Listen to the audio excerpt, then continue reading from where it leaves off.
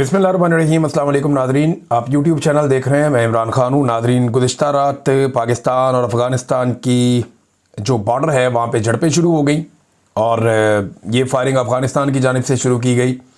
जो पाकिस्तान का मीडिया उसने ये रिपोर्ट किया, पाकिस्तान के सिक्योरिटी ज़राए ने यही बताया कि ये अफ़गानिस्तान की जानिब से कार्रवाई की गई है। अच्छा, इसमें जो इंटरनेशनल मीडिया है वो भी यही कह रहा है कि ये अफ़गानिस्तान की पहले रिटेलिएशन है, और वो रिटेलिएशन का लफ्ज़ इसलिए इस्तेमाल कर रहे हैं कि आज से 2 दिन पहले पाकिस्तान ने काबुल के नज़दीक एक अटैक किया था, जिसमें पाकिस्तान के सिक्योरिटी ज़राए ये दावा कर रहे थे कि टीटीपी के सरबराह को नूर वली महसूद को मार दिया गया है, लेकिन अभी तक उसकी कोई कंफर्मेशन अफ़गानिस्तान से बाद में आई नहीं। कुछ और दहशतगर्दों का नाम लिया गया, लेकिन वो दहशतगर्द 2018 और 2019 में, यानी आज से 7 और 8 साल पहले मारे जा चुके हैं और उनकी खबरें मरने की पहले ही चल चुकी हैं। अब इस इंसिडेंट के बाद पहले अफ़गान मीडिया या अफ़गानिस्तान की हुकूमत की जानिब से धमकी आवेज़ रवैया इख्तियार किया गया और उन्होंने इसकी मजम्मत भी की। उन्होंने कहा जी पाकिस्तान हमारे जो टेरिटरी है उसके अंदर आके खिलाफ वर्जी कर रहा है, और फिर उन्होंने रशिया का और साथ में उन्होंने अमेरिका का मिसाल भी दिया कि उनके साथ इन्होंने बड़ी लंबी जंगें लड़ी हैं। देखिए, अफ़गानिस्तान एक ख़ास तरह की लंबी जंग तो वो लड़ लेते हैं, लेकिन पाकिस्तान ने एक जंग में उन्हें भरपूर सपोर्ट दी और दूसरी जंग उन्होंने खुद ही लड़ी है, लेकिन तब तक वो बहुत ट्रेंड हो चुके थे। जो उन्होंने नेटो के ख़िलाफ़ एक लंबी लगभग 20 साल की एक लड़ाई लड़ी है अफ़गान तालिबान ने। बहरहाल अब हुआ ये कि उसके बाद अफ़गानिस्तान ने पाकिस्तान के बॉर्डर के ऊपर मुख्तलिफ़ इलाकों से अटैक किया। इसके मनाज़िर भी हमने देखे, रात गए, और उसके बाद पाकिस्तानी फ़ोर्सेस की जानिब से भरपूर जवाबी कार्रवाई की गई, जिससे अफ़गानिस्तान में भी काफ़ी नुकसान हुआ और वहाँ पर चेक पोस्टें तबाह हुई। अब अफ़गानिस्तान का जो मीडिया है या वहाँ के जो हुकूमत है वो दावा कर रहे हैं कि उन्होंने पाकिस्तान का नुकसान किया, जबकि पाकिस्तान की तरफ से बाकायदा तस्वीर, वीडियोस और थर्मल इमेजेस दिखाकर बताया जा रहा है कि अफ़गानिस्तान का काफ़ी नुकसान हुआ। बिलाखिर सुबह होने से पहले अफ़गानिस्तान की हुकूमत ने जंग बंदी का ऐलान किया, जो एक बड़ा समझदारी का काम है। अफ़गान गवर्नमेंट ने कहा जी जंग बंदी का हम ऐलान करते हैं और हम उम्मीद करते हैं कि दोबारा अब लड़ाई नहीं होगी और पाकिस्तान की तरफ से कोई हमारे ऊपर जवाबी कार्रवाई नहीं की जाएगी। ये अब अफ़गानिस्तान ने उसके बाद जंग बंदी की है, लेकिन पाकिस्तान इस बीच में बड़ा तगड़ा जवाब दे चुका था। अब इस सारी सूरत हाल में ना चंद किरदार हैं जिन्हें हम फरामोश नहीं कर सकते। एक तो भारत का किरदार है। भारत जो है वो जख्म चाट रहा है, पाकिस्तान ने उनके तैयारे गिराए हुए हैं और वो अब बदला लेने के लिए पर तोलता रहता है। और ये देखिए, हमला भी उस वक्त हुआ जब अफगान वजीर खारजा अमीर मुत्तकी वो भारत के दौरे पर है। ये बड़ा एक अजीबोगरीब टाइम है कि अफगान वजीर खारजा भारत के दौरे पे है, तब एक एयर स्ट्राइक होती है अफगानिस्तान में, उसके बाद भारत के अंदर उनका दौरा है और उस बीच में फिर बॉर्डर के ऊपर टेंशन हो जाती है और अफगान फोर्सेज और पाकिस्तानी फोर्सेज के बीच में पहली मरतबा इस लेवल की टेंशन हुई है और इतनी फायरिंग का तबादला हुआ है, शेलिंग का तबादला हुआ है। पाकिस्तान की जानिब से अटलरी का भी इस्तेमाल किया गया। तो भारत के अंदर बहुत सारे लोग बगले में जा रहे हैं, खुश हो रहे हैं, एंजॉय कर रहे हैं कि जी पाकिस्तान की अफगानिस्तान के साथ लड़ाई लग गई। देखें, एक बात भारत को भी समझनी चाहिए, अफगानिस्तान को भी, अफगानिस्तान के पास कोई रवायती फौज नहीं है। उनके पास वो मिलिट्री वेपन्स भी नहीं है जो एक फौज के पास होते हैं, वैसी अटलरी भी नहीं है, टैंक्स भी नहीं है। जो जदीद हथियार हैं आजकल के, जिनको ड्रोन्स कहते हैं या एयरफोर्स कहते हैं, वो भी अफगानिस्तान के पास नहीं है। अफगान सिर्फ एक गोरीला जंग के मास्टर हैं। बाहर से अगर कोई अफगानिस्तान के अंदर घुसेगा तो लड़ाई की नौयत कुछ और होगी। अगर कोई ऑक्यूपेशनल फोर्सेस हैं जिन्होंने ऑक्यूपाई किया हुआ है अफगानिस्तान की टेरिटरी को, तो उसके खिलाफ वो एक लंबी गोरीला जंग तो लड़ सकते हैं। और गोरीला जंग में यह है कि आपने छुपे रहना है, जब आपका दाव लगे आपने दाव लगा लेना है। लेकिन जब आप एक मुल्क की फौज होते हैं तो आपके पास बहुत सारी ऐसी चीजें होनी चाहिए जो हकीकतन इस वक्त अफगानिस्तान के पास नहीं है। तो अफगान फोर्सेस गोरीला जंग के लिए तो ठीक है, मानते हैं कि वो लड़ सकते हैं, लेकिन एक रवायती जंग को लंबे अरसे तक लड़ना ये उनके बस में नहीं है, वो नहीं लड़ पाएंगे। क्योंकि देखिए, इसके लिए खास किस्म के हथियार और खास किस्म की फौजी ट्रेनिंग चाहिए होती है। उनकी सारी ट्रेनिंग जो है वो गोरीला है। उन्होंने दुनिया की आलमी ताकतों को अपनी गोरीला पावर से शिकस्त दी है, रशिया को दे दी, अमेरिका को दे दी, लेकिन वो पहाड़ों के अंदर छुप के कमीनगाहें बना के वो एक तरीके से लड़ते हैं। पाकिस्तान के साथ उनकी वैसी लड़ाई हो नहीं सकती। हाँ, ये जरूर हो सकता है कि वो पाकिस्तान के साथ अगर ताउन ना करे तो पाकिस्तान के अंदर दहशतगर्दी के वाकयात बढ़ते जाएं, या अफगानिस्तान पाकिस्तान के अंदर जो है वो गुरीला वॉर के अंदर सपोर्ट देना शुरू कर दे उन एलिमेंट्स को जो पाकिस्तान के अंदर फोर्सेस के ऊपर अटैक करते हैं, ये दूसरी बात है। तो ये वैसा नहीं है जैसा लोग समझ रहे हैं, इंडियन समझ रहे हैं कि अफगानिस्तान पाकिस्तान को फतह कर लेगा, जो कोई अटैक कर लेगा, ऐसा नहीं होगा। बॉर्डर से 1 इंच आगे वो नहीं आ पाएंगे और पाकिस्तान आने भी नहीं देगा। पाकिस्तान की जो दिफाई नुक्ता नज़र से सलाहियत है वो बिल्कुल एक मुख्तलिफ नौइयत की है, वो एक कन्वेंशनल ट्रेंड फोर्स है। देखिए ना, ये अगर मिलिट्री एस्टेब्लिशमेंट की पॉलिसीज ठीक हो ना तो ये बड़ी प्रोफेशनल फौज है पाकिस्तान की फौज, इस खित्ते की मजबूत तरीन और प्रोफेशनल फौज है जिसके पास बेहतरीन हथियार है। तो एक तो इसमें आप याद रखें भारत का किरदार है। भारत हवा भरने की कोशिश करता है कि लड़ाई हो जाए, किसी तरह पाकिस्तान एंगेज हो जाए। भारत भी ये जानता है कि अफगानिस्तान के पास उस नौइयत के हथियार या ट्रेनिंग नहीं है कि वो बॉर्डर से कोई बहुत बड़ा दबाव डाले, लेकिन भारत ये जानता है कि अफगानिस्तान एंगेज कर सकता है और उसके जरिए से पाकिस्तान के अंदर के हालात खराब कराए जा सकते हैं। जैसा कि माजी में परवेज मुशर्रफ के दौर में परवेज मुशर्रफ ने कहा था कि भारत के अफगानिस्तान के बॉर्डर के साथ साथ ट्रेनिंग कैंप्स हैं जहां से दहशतगर्द ट्रेंड होते हैं, वो पाकिस्तान में आते हैं और आकर दहशतगर्दी करते हैं। ये परवेज मुशर्रफ ने कहा था। तो उस वक्त क्योंकि अफगानिस्तान के अंदर जो हुकूमत थी वो हमारे बहुत खिलाफ थी पाकिस्तान के, लिहाजा हमारी बात नहीं बन रही थी। अब जो अफगानिस्तान की हुकूमत है इसमें हमारे पास मौका था बड़ा ज़बरदस्त कि हम उनके साथ अच्छे ताल्लुकात बना लेते और एक वर्किंग रिलेशन हम उनके साथ डेवलप कर लेते, लेकिन हमने ये किया नहीं क्योंकि इसमें एक फैक्टर और है जिसे हम अमेरिका कहते हैं। अब अमेरिका को अफगानिस्तान में बगराम एयरबेस चाहिए और ट्रंप की इसी ख्वाहिश के बाद कुछ सख्त बयानात पाकिस्तान की जानिब से दिए गए। जैसा कि ख्वाजा आसिफ ने अफगानिस्तान को दुश्मन मुल्क करार दे दिया। जब डोनाल्ड ट्रंप ने बगराम एयरबेस मांगी उसके बाद हमने बयानात सुने, ख्वाजा आसिफ के बयानात का जमीन आसमान का फर्क हो गया। अब यही ख्वाजा आसिफ है जो अमेरिका के मुकाबले में अफगान तालिबान के बारे में ये कहते थे कि ताकतें तुम्हारी हैं और खुदा हमारा है। यही ख्वाजा आसिफ है जिसने ये मौक़िफ़ लिया था कि अमेरिका और नेटो को उन्होंने कहा कि ताकतें तुम्हारी है और तालिबान की तरफ उनका इशारा था कि और खुदा हमारा है। ये ख्वाजा आसिफ साहब थे। लेकिन वही ख्वाजा आसिफ साहब ने जब एस्टेब्लिशमेंट के जूते पकड़े तो फिर उन्होंने कहा जी कि नहीं, अब क्योंकि एस्टेब्लिशमेंट अमेरिका को खुश रखना चाहती है, तो जैसे ही अमेरिका को बगराम एयरबेस की याद आई और डोनाल्ड ट्रंप ने उस ख्वाहिश का इजहार किया तो ख्वाजा आसिफ ने यह कह दिया कि अफगानिस्तान हमारा दुश्मन मुल्क है। अब भारत के अंदर खुशियां मनाई गई लेकिन फायदा कोई नहीं और अमेरिका ने इस लड़ाई में आना कोई नहीं है। वो कानों को हाथ लगाकर गए कि अफगानिस्तान की सरजमीन पे तो वो नहीं उतरते। हाँ, ये है कि पाकिस्तान में कोई अड्डा वड्डा उनको मिल जाए, यहाँ से जाके वहाँ अटैक करके वापस आ जाए, अलग बात है। वहाँ उस सरजमीन पे वो नहीं उतरते, वहाँ वो जाएंगे नहीं। अब ट्रंप जो है उसके बाद एक और मौका था गुज़िश्ता रात, तालिबान ने खुद ही जंगबंदी कर दी, वरना ट्रंप फ़ायदा उठा सकता था और वो ये कह सकता था कि 1 साल में मैंने 9 जंगें रुकवाई हैं। इससे पहले वो 8 जंगों का दावेदार है। 9वीं जंग का भी मौका मिला हुआ था रात को। अगर ट्रंप को जगाकर ये कहा जाता, फौरी तौर पे ये कहा जाता कि जनाब आप इसमें मुदाखलत करें, तो फिर ये जंगबंदी भी अपने खाते में डोनाल्ड ट्रंप डाल सकते थे।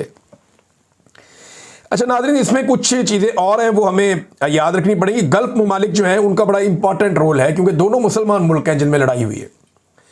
पाकिस्तान अफगानिस्तान को हमेशा अपना ब्रादर इस्लामी मुल्क कहता रहा है। पाकिस्तान ने बड़ी कुर्बानी दी है, बहुत बड़ी तादाद में अफगान मुहाजिरीन को पाकिस्तान में जगह दी है। जब रशिया ने अटैक किया तब भी और जब अमेरिकन ने अटैक किया तब भी। ये मिलियंस के अंदर लोग पाकिस्तान में रहते रहे और वापस भी गए हैं।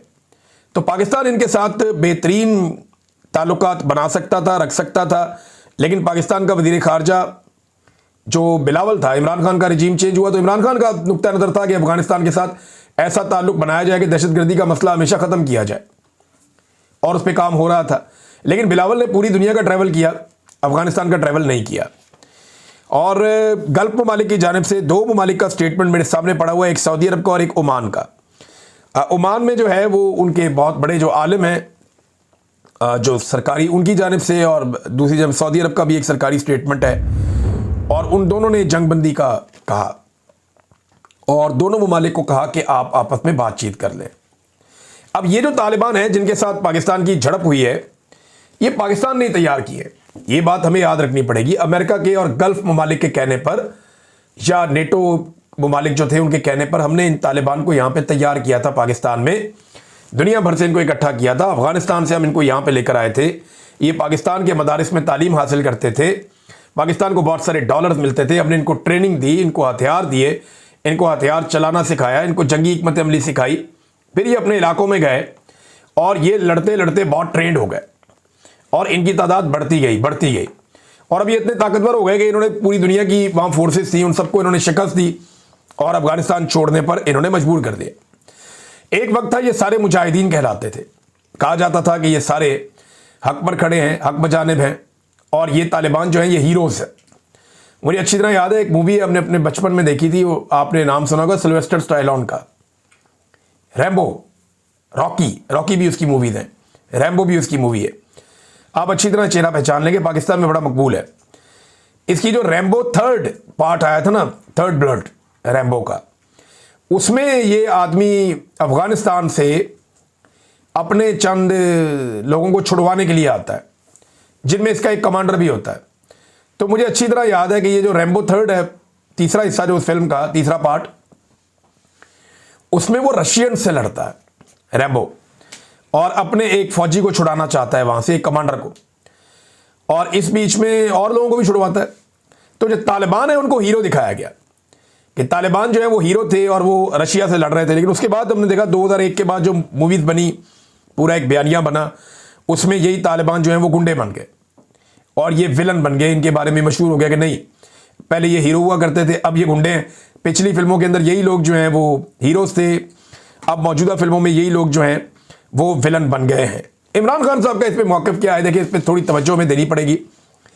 इमरान खान साहब कहते हैं कि अफगानिस्तान में जब अफगान तालिबान की हुकूमत आई तो पाकिस्तान को फ़ायदा उठा के उनके साथ ताल्लुकात बेहतर करने चाहिए थे, दोनों तरफ के कबायली मुशरान को अपने साथ मिलाना चाहिए था, और खैबर पख्तूनख्वा की हुकूमत को एतमाद में लेते हुए इन सब के ताउन से दहशतगर्दों को ख़त्म किया जाना चाहिए था, दहशतगर्दी को जड़ से ख़त्म किया जाना चाहिए था, ताकि हमेशा के लिए यहाँ पे अमन कायम हो जाए। मगर मौजूदा मिलिट्री एस्टेब्लिशमेंट ने ताकत का रास्ता चुन लिया, जिससे मकामी अफराद खाइफ है। मैं आपको बताता हूँ कि एक साबिक सफ़ीर है अफगानिस्तान में, और ये बहुत सारे पाकिस्तान अफगानिस्तान की टॉक्स के अंदर इन्वॉल्व रहे, गवाह भी हैं ये जो कुछ इमरान खान के दौर में इसके बाद होता रहा।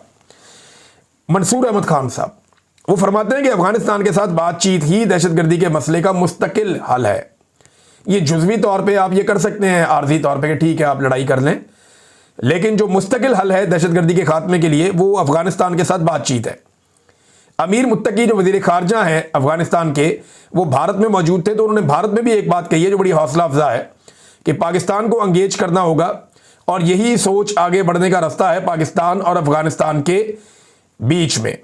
तो नाज़रीन, ये डेवलपमेंट्स हैं अफगानिस्तान और पाकिस्तान के बीच में, और दोनों तरफ देखें मुसलमान ममालिक हैं, आपस में मुसलमान ममालिक लड़ेंगे तो अच्छी बात तो नहीं है। कोई भी दो मुसलमान मुल्कों की आपस में लड़ाई हो तो ये किसी को भी अच्छा नहीं लगेगा।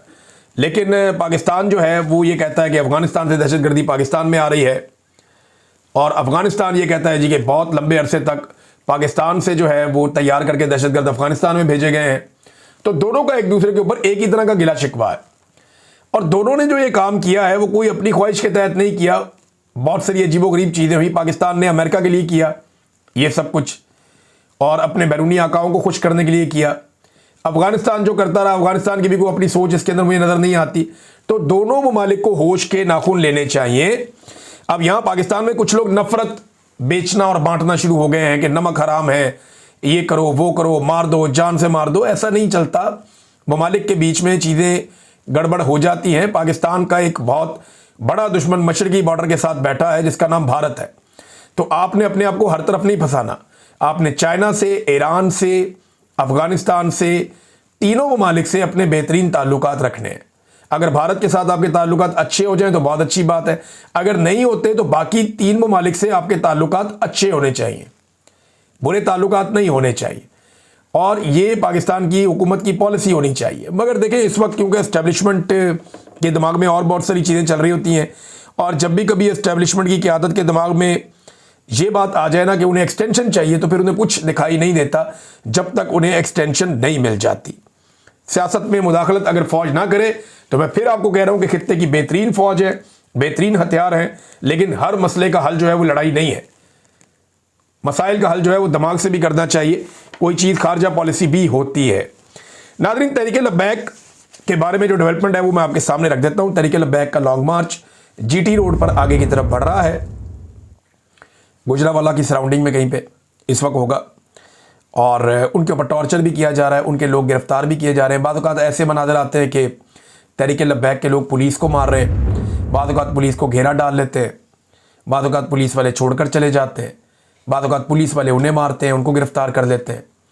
कोई 65 के करीब लोग इतला ये खबर के मुताबिक फिर गिरफ्तार कर लिए गए एक हल्ले में। तो गिरफ्तारियां हो रही हैं और 11 लोग शहीद हो गए, ये उन्होंने दावा किया तहरीक लब्बैक वालों ने। और उन्होंने कहा बहुत सारे लोगों को गोलियां भी लगी हैं, सीधी गोलियां भी हमें मारी जाती हैं। इसमें एक खबर जो है वो मुझे, क्योंकि ये आपको खबर इसलिए बतानी है कि पिछले वीलॉग में मैंने आपको बताया कि साद रिजवी और उसकी फैमिली को, उसकी जो खवातीन है घर की और बच्चे, उन्हें उठा लिया था लॉ इन्फोर्समेंट ने। तो अच्छी बात यह है कि कुछ इतलात के मुताबिक इन खवातीन को छोड़ दिया गया, लेकिन इनको उठाना, खवातीन की तस्लील करना, चादर और चार दीवारी का तकद्दुस पामाल करना, ये इंतहाई मायूब बात है। फिर उनके घर के अंदर जिस तरह छापे मारे जा रहे हैं, ये घड़ी देखें, ये जनाब ये पैसे देखें, ये जनाब कैश पड़ा हुआ है ये देखें। यार ये तो आप किसी के भी घर में घुस जाए पाकिस्तान में ऐसे ही निकलेगा। गरीब आदमी की बात नहीं कर रहा, किसी भी मौलवी के घर में आप घुस जाएँ, किसी भी आप ऐसे बंदे के घर में घुस जाएँ जो दरगाह में या किसी मज़ार के पास रहता है या मज़ार का मतवली है, तो आपको घर पे मिल जाएंगी चीज़ें। बेशुमार पीर फकीर हैं, उनके घरों में जाके आप देख लें, ये तो कुछ भी नहीं है जो पीरों के घरों में आपको मिलेगा। आप कानों को हाथ लगाएंगे, यहां तो आपको मिला ही कुछ नहीं है, कख नहीं मिला। मैं तो समझा अंदर तो कोई महल होगा और कोई बड़े हीरे जवाहरात होंगे, और ये तो कख नहीं है उसके मुकाबले में जो मेरे दिमाग में आ रहा था। तो ये हुकूमत को शर्म करनी चाहिए ये हरकतें करते हुए। अगर एक वफाकी वजीर के घर पर इजाज़त दी जाए ना हमें कि बगैर बताए रेड करना और चीज़ें निकालनी है, तो वो कुछ निकलेगा कि पूरा निज़ाम कानों को हाथ लगाएगा। इनके ये पूरी एक जमात के सरबराह हैं, इनके घर से चीज़ें निकली ज़रूर हैं, लेकिन वैसे नहीं निकली जैसे सिंध में किसी एक ब्यूरोक्रेट के घर से निकल आती है। इतना माल निकलता है वहां पे। बहरहाल लॉन्ग मार्च आगे की तरफ बढ़ रहा है। उम्मीद है कि ये मामला अब हल हो जाएगा, क्योंकि तहरीक लब्बैक के बाद नौजवान तो हैं, वो मार खाने के लिए भी तैयार हैं, लेकिन उनके पास इतनी बड़ी लड़ाई लड़ने की कोई ख़ास वजह नहीं है। दूसरा, एस्टेब्लिशमेंट के साथ उन्होंने एक अच्छे ताल्लुकात इस्तवार किए थे, और अगर ये लड़ाई और आगे बढ़ाते हैं तो फिर वो ताल्लुकात ख़राब हो जाएंगे। अब देखना यह है कि तहरीक लब्बैक कश्तियाँ चलाती है या नहीं चलाती, मामला यहाँ खड़ा है। खैबर पख्तूनख्वा में हुकूमत बनाने का मामला, तो कल पीर वाले दिन असेंबली का इजलास तलब कर दिया गया। स्पीकर आएंगे बाबर सलीम सवाती, वो सारे MPs को इकट्ठा करेंगे और रोला डालेंगे ये लोग कि जनाब हमने अपना नया कायदे ऐवान मुंतखब करना है। ज़्यादा चांसेस ये हैं कि पीर वाले दिन सुहेल अफरीदी को कानून और आइन के मुताबिक बन जाना चाहिए वज़ीर आला खैबर पख्तूनख्वा। लेकिन अब ये अफगानिस्तान के साथ जो झड़प है, अगर इसको जवाब बना के कोई इमरजेंसी लगा दी गई तो फिर या किसी झड़प को या किसी दहशतगर्दी को या इन चीज़ों को बुनियाद बना के कोई इमरजेंसी, कोई गवर्नर राज, कोई इस तरह का अगर कोई चक्कर चला दिया गया चंद दिन मैनेज करने के लिए, तो फिर अगर ये किया गया ना तो खैबर पख्तूनख्वा के अवाम नाक में दम कर देंगे, जो मैं खैबर पख्तूनख्वा में फील लेकर आया हूँ। अभी मुझे खैबर पख्तूनख्वा से निकले हुए भी लगभग कोई 7-8 माह हो गए हैं, शायद ज़्यादा हो गए, 10-11 माह। तो इतना अरसा हो गया मुझे खैबर पख्तूनख्वा से निकले हुए। तो इतने अरसे में बहुत सारी चीज़ें बदल जाती हैं, बहुत सारी चीज़ें बदल जाती हैं इतने अरसे में, खुदा से इकबा हो गए। लेकिन ये चीज़ नहीं बदली। मैंने जितने लोगों से बात की है, लोग ऑपरेशन के शदीद खिलाफ हैं और वो अपनी हुकूमत के साथ खड़े होंगे। गंडापुर साहब मकबूल नहीं थे, लेकिन ये जो सुहेल अफरीदी की सूरत में इमरान खान साहब ने फैसला किया है, ये फैसला बड़ा मकबूल है। और जितने भी आपके कबायली इलाकों के मुशरान हैं वो इकट्ठे हुए और उन्होंने जरगा किया, और जरगा करके उन्होंने कहा जी ये हमारा वज़ीर आला है, हमें रिलीफ मिला है इस बात से कि हमारे बच्चे को वज़ीर आला बनाया इमरान खान ने। पहली मरतबा हमारे कबायली इलाकों का कोई बच्चा वज़ीर आला खैबर पख्तूनख्वा बनने जा रहा है, बहुत बड़ी बात है। लिहाजा उन्होंने कहा कि हमें ये कबूल है और हम ये करवाएंगे और हम अपनी पूरी सपोर्ट देंगे। तो ये एक चैलेंज है एस्टेब्लिशमेंट के लिए कि वो इसको कैसे रोकती है, और दूसरी तरफ चैलेंज है पाकिस्तान तहरीक इंसाफ के लिए कि वो इसको कैसे करवाती है। तहरीक इंसाफ काफ़ी जिम्मेदारी का सबूत दे रही है। सलमान अकरम राजा साहब की मैं बात सुन रहा था, वो ये कह रहे थे कि जो DG ISPR ने हमारे साथ किया वो ज्यादती है, लेकिन एक एक लफ्ज़ का जवाब हम देना नहीं चाहते, उससे मामला और बिगड़ेंगे। तो तहरीक इंसाफ फिर भी चाहती है कि कोई इज्जत रह जाए, कोई मामला बचत हो जाए, लेकिन दूसरी जानिब जो है वो एक जिद है कि पहले हमारे दरवाजे पे हाजिरी दो, हमारे दर पे हाजिरी दो, उसके बाद आपको वज़ीर आला बनाएंगे। अब सुहेल अफरीदी को कहा गया ना कि भाई आके मिलो, उसने कहा जी पहले इमरान खान को मिलूंगा, वो इजाज़त देगा तो किसी और से मिलूंगा, वरना मैं नहीं मिलूंगा। अब ये इतना खौफनाक स्टेटमेंट है, वो सारे डर गए कि यार ये तो बात इमरान खान की सुनेगा। एक इमरान खान हमने जेल में बंद किया हुआ है, एक उसकी फोटोकॉपी बाहर। अगर इस तरह का बंदा होगा जो इमरान खान के विजन पे चलेगा तो हमें तो मुसीबत पड़ जाएगी, और अगर ये वज़ीर आला बन गया तो इसको उठा के जेल में डालना भी मुश्किल हो जाएगा। इसके साथ कुछ और करते हैं तो फिर हालात बिगड़ जाएंगे। लिहाजा ये एक प्रॉब्लम तो है। गवर्नर जो है खैबर पख्तूनख्वा का, वहाँ से इस्तीफ़ा मौसूल होने की तस्दीक हो गई है कि इस्तीफ़ा मौसूल हो गया, तो ये तो चले अच्छी बात है। लेकिन उन्होंने कहा जी पीर को फैसला करूंगा, यानी कल के दिन में वो फैसला करेंगे। अब देखें वो क्या फैसला करते हैं। इस्तीफ़ा मिल गया तो फिर इस्तीफ़ा मंजूर ही होगा और क्या होगा। और पीर वाले दिन यानी कल के दिन में नया वज़ीर आला मुंतखब हो सकता है, अगर कोई एडवेंचर ना किया गया तो। अब तक इतनी, अपना ख्याल रखिएगा, अपने चैनल का भी। अल्लाह हाफ़िज़।